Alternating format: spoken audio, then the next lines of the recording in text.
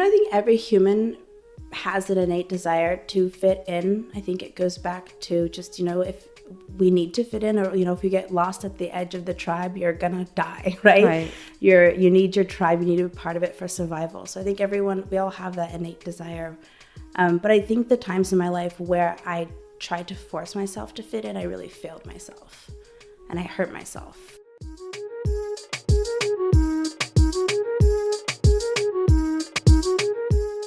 Welcome to another episode of Confessions of Successful Asian Women. Today, I am really excited about my guest. She has a very cool background. And my guest is Yasmine Khan, who is a manager of research design at Credit Karma, which is a fintech company here in San Francisco. And Credit Karma basically helps consumers manage their personal finances. So I'm looking forward to our conversation today with Yasmine. Yasmine, welcome to the show. Hi, thanks for having me. I got interested in you because I read an article that you were part of on LinkedIn, and the article was based on your experience in museums. You have an art background, and how you take your museum experience, your art, and you connect it to tech. So tell me about yourself. Tell me who you are and what you do. I am a design researcher. I started out as a designer, and I came to be a designer from being a teacher. And it's sort of an organic loop into just, I did not intend to be even an art major in college. I think my dad would have liked if I had picked something more, mainstream or with some kind of, PhD at the end of it that I could have done. And I actually started out studying cognitive neuroscience and was really interested in that. But I changed my major so many times in college, and art was always something that for me was a feeding for myself. I always had art just in my life as a way to just nourish myself.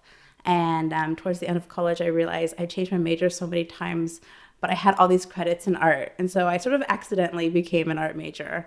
And afterwards, after graduating from Berkeley, I was struggling to figure out what I wanted to do.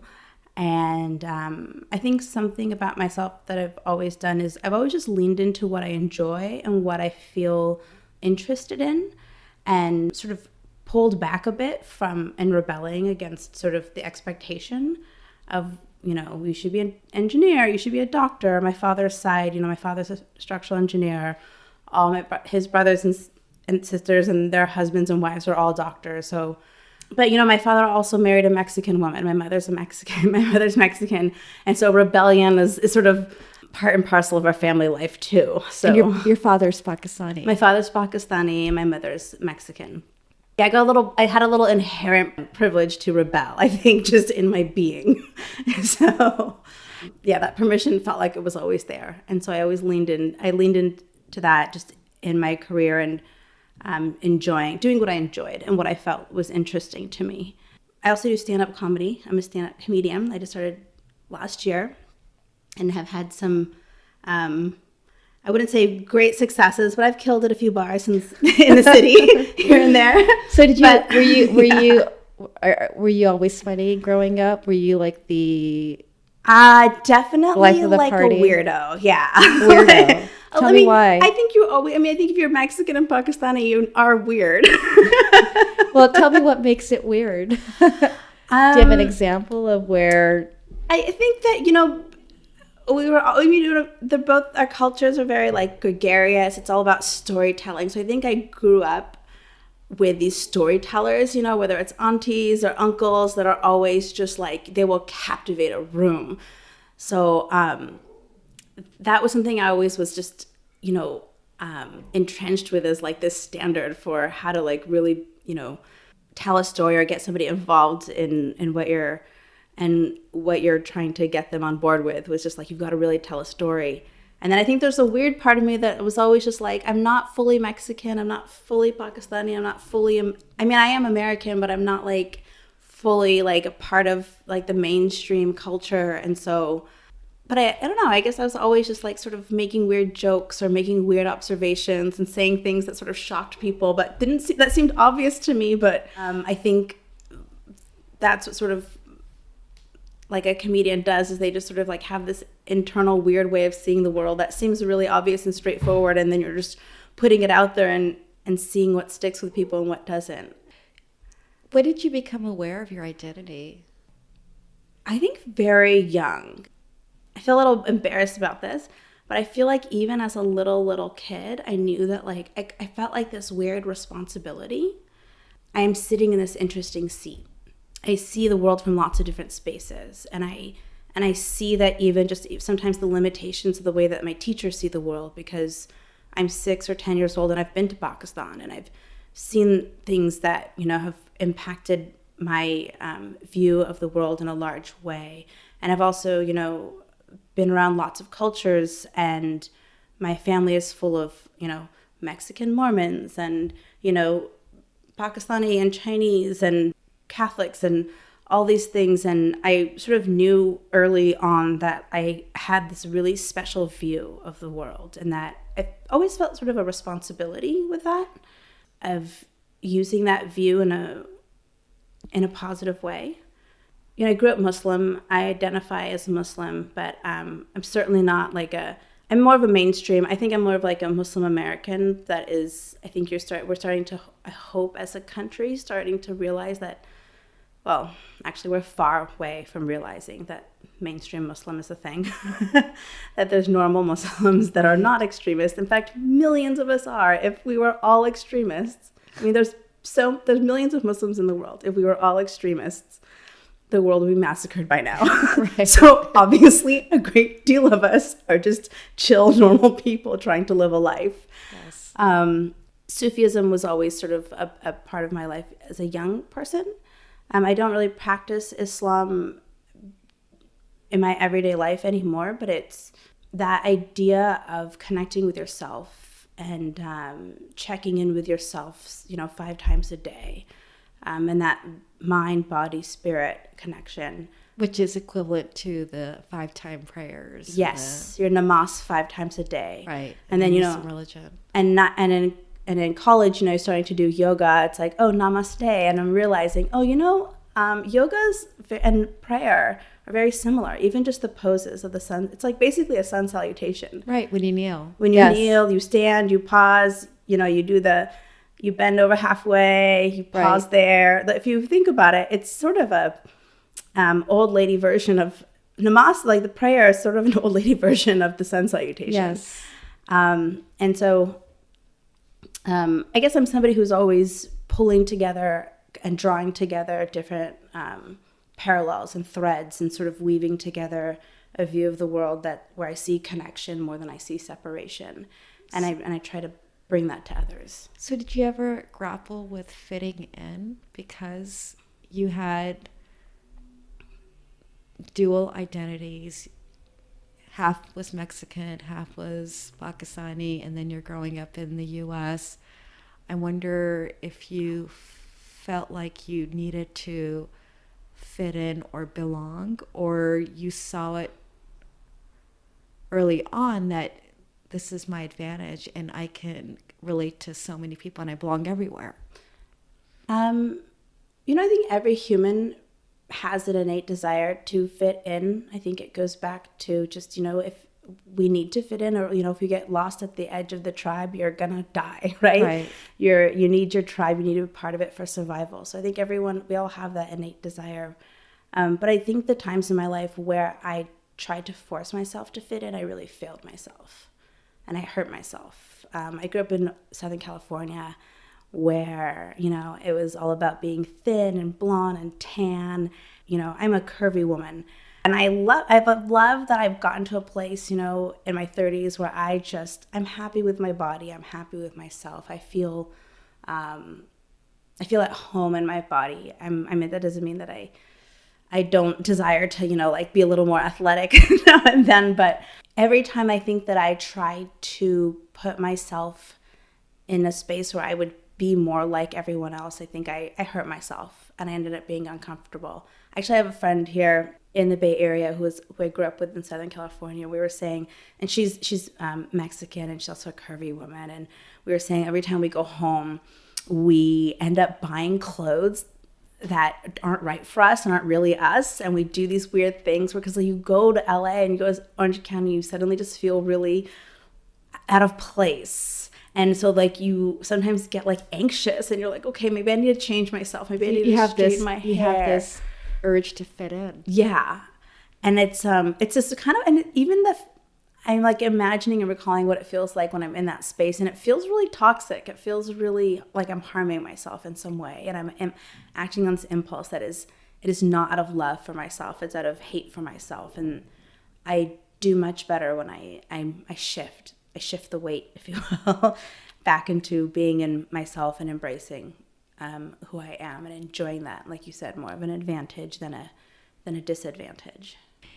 And you talk a lot about museums being it's kind of like a spiritual place where if you walk into a museum, you're having this personal connection with the art. And I'm curious to hear what your first experience was like going to a museum and how you felt and what went through your head. I remember really clearly in junior high, my best friend's mom was this Hungarian woman, and she drove us up to the old Getty in Malibu. And it was my first time going to an art museum. I'm getting kind of goosebumps, and I just remember feeling connected and inspired, and maybe even inspired is too much for that age, but I just remember feeling connection. And, because you read and you can learn through reading books, you can learn through, I think it's also incredible to learn through connecting with people, but there's something incredible about standing in front of something that's thousands of years old and, so close that you can touch it and you're sharing space with it. And also knowing that all the other people who walk through this space had that shared experience with you. And it's sort of like you're just in this nexus of like human existence and history and like also just in the world, and you're going to go sit on the patio and have lunch. I think it's a really incredible thing to have these spaces where the public can connect with history in a really tangible way. Tell me about your family and tell me about what were some of the challenges growing up for you? There were a lot of challenges. I have a big family, four girls. Youngest is a boy, so there were a lot of strict parents. Strict and not strict. So, like I said, my father already was a rebel. He married a Mexican woman. He didn't really have a lot of ground to stand on when it came to like, don't do this or that. It was very much a household where it was like, my dad's going to go like to the casino and gamble and like drink, but like, God forbid there's any pork in the house. Yes. Here's a double standard. There's a lot of double standards. Right. I think my parents are people who have a good heart and good intention, but in a way they both came from countries where they had really hard lives. They inherited, I think, generational trauma. What do you mean by that? I think that there's things that we don't talk about in our culture that are prevalent, just in terms of domestic abuse. If it's not substance abuse, then other kinds of abuse, but things that, that are taboo. That are taboo to talk about, but that are happening behind closed doors. Yes. You had a brother. I did. I say I do. You have a brother. Tell me more about your brother.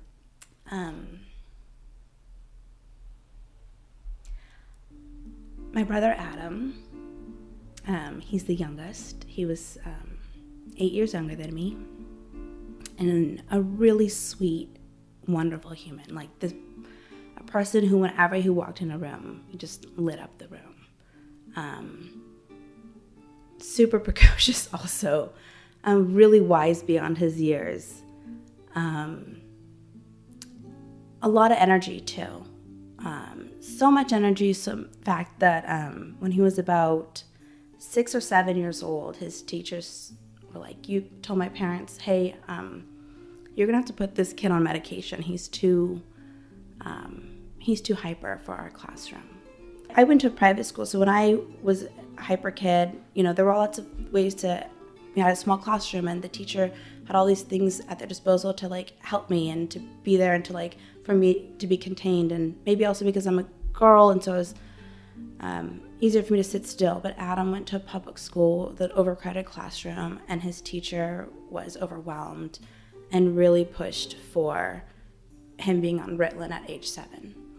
And I remember being 15 and fighting with my mom. We bought a book about medications. It was so thick, and I remember reading it and fighting with my mom, don't put him on drugs, don't put him on drugs. But my mom was really, I feel like, bullied and pushed into this space by the schools. And the schools were just doing the best they could, and the doctors are also just doing the best they could with the data available to them. And so 7, he was on Ritalin. By the time he was 12, he was taking Klonopin, he was on Xanax, he was on antidepressants, because once you start Ritalin, it gives you anxiety, you can't sleep, you've got all these other medications to medicate the symptoms of the medications. So by the time he's 12, he's taking a handful of pills, adult medicine, all like in the morning and the evening. He's got irritable bowel syndrome. He's 12 years old and he's taking Zyrtec for irritable bowel syndrome from all the stress. So my brother's, by the time he's 15 and he's not able to get his prescriptions, he's convinced he needs drugs to be normal and stabilized. And so it starts out small with, smoking pot and whatever, we all smoke pot, who cares? But he's been conditioned from a very young age to have some pretty hard and strong drugs going through his system. So, and a lot of, Ritalins and amphetamine. And so then by the time he's 16, he's doing coke and he's crashing cars. And in 2014, I got a phone call. And my sweet brother, we lost him to his addiction. It was, obviously it was really hard. There were so many things that sort of still continue to I struggle with.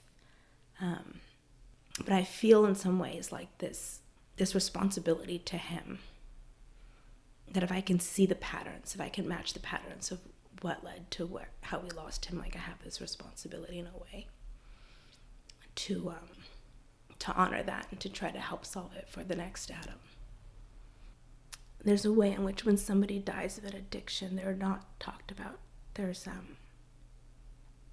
don't talk about how they died. And I don't want my brother's legacy to be the way that he died, because he was also such a wonderful person. I was listening to this TED Talk, and it was about stigma. And the speaker said something really interesting that hasn't left my mind. I've been thinking about it since. And he made a statement where he said, the opposite of addiction is not sobriety, it's connection. What does that mean to you, Yasmine, especially in lieu of the traumatic experience that you had with your brother? I think connection, it means a lot. I think that as the children of immigrants, we often feel disconnect from your homeland, disconnect from the land that you're in, and Adam certainly experienced that as well.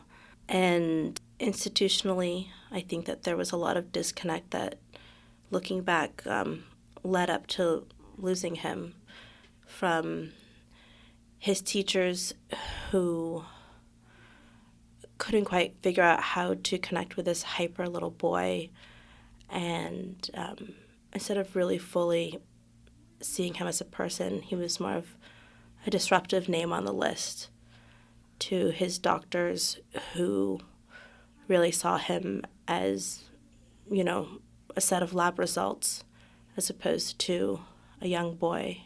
And that disconnect with them pretty far with the doctors. There was a point where, his addiction eventually escalated into heroin abuse. And there was a point at which his doctors were prescribing him opioids and not seeing the person in front of them. And I can't help but think that if those authority figures had spent more time trying to connect with him as a person, then regulate him as a name on a list and a set of lab results, that we might not have pushed him so far away. I think the best that I can do now is try to make right what I see wrong. So a lot of the work that I do now is about bringing human faces and human stories to the data. So when our company goes to make a decision based on large data sets, I pluck some people from that graph and dive into their lives, and so that we can fully see and appreciate them with all their human texture and needs, so that we're thoughtful about the choices that we make. And yeah, at this point, it's the best I can do to right that wrong. What's your definition of success? I think my definition of success is knowing that I have helped people, I think maybe because of my work, and even as a comedian, it's helping people trust themselves and trust each other. I think that's a lot of what I strive to do, is share stories so that we can empathize and see each other more carefully and closely and thoughtfully. So it sounds like it's tied to connection and relationships. Yes. Yeah. My relationships feed my life. I have I feel very successful in my life for that reason. not necessarily it's not the external things, but the really joyful, with my sisters and my friends and my husband and our family. Those are the things that make you feel like life is meaningful and worth it. Any words of advice for women who are looking to enter tech or the design world, creative pursuits? I would say my advice is to identify your values. I think oftentimes we think about what our goals are, and it's also important to know what your values are and to understand that, because that's going to shape the way you reach your goals and ultimately how you feel once you've reached it. Thank you so much, Yasmine. Thank you. This has been a wonderful conversation. Thank you for having me.